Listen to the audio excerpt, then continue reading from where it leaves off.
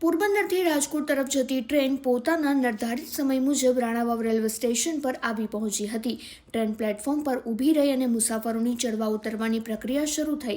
સામાન્ય રીતે રાણાવાવ સ્ટેશન પર ટ્રેનનો હોલ્ટ મર્યાદિત સમયનો હોય છે.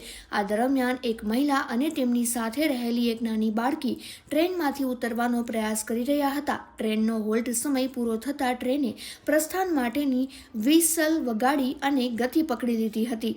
મહિલા સફળતાપૂર્વક પ્લેટફોર્મ પર ઉતરી ગયા હતા. આ અફરાતફરીમાં બાળકી ટ્રેનના ડબ્બામાં જ રહી ગઈ હતી.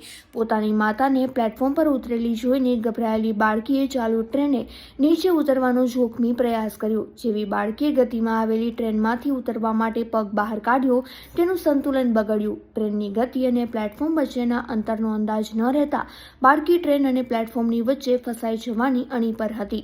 આ દ્રશ્ય જોઈને પ્લેટફોર્મ પર હાજર મુસાફરો અને બાળકીની માતાના શ્વાસ અધ્ધર થઈ ગયા હતા. એક ક્ષણ માટે એવું લાગ્યું કે હવે મોટી દુર્ઘટના સર્જાશે અને બાળકી ટ્રેનના પૈડા નીચે આવી જશે. આ કટોકટીના સમયે રાણાવાવ રેલવે સ્ટેશન પર ફરજ બજાવી રહેલા પોરબંદર રેલવેના deputy station superintendent Kapil Verma ત્યાં હાજર હતા. તેઓ રાણાવાવ સ્ટેશન પર RGSM તરીકેની જવાબદારી સંભાળી રહ્યા હતા. એક જાગૃત અને સતર્ક રેલવે કર્મચારી તરીકે તેમનું ધ્યાન આ ઘટના પર ગયું.